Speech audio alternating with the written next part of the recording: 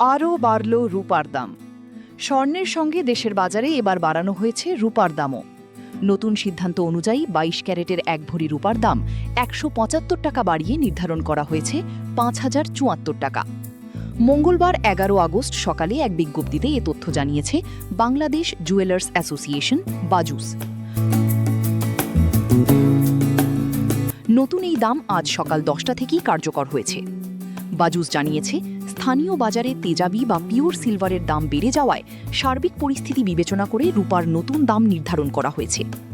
নতুন মূল্য অনুযায়ী ভ্যাট সহ প্রতি ভরি অর্থাৎ ১১.৬৬৪ গ্রাম ২২ ক্যারেট রূপার দাম ৫,০৭৪ টাকা।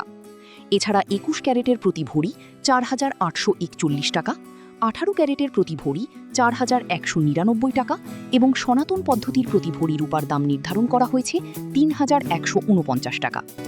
এর আগে সর্বশেষ গত ৬ আগস্ট রূপার দাম সমন্বয় করেছিল বাজুস। তখন ২২ ক্যারেটের ১ ভরি রূপার দাম ২৯২ টাকা বাড়িয়ে নির্ধারণ করা হয়েছিল ৪,৮৯৯ টাকা।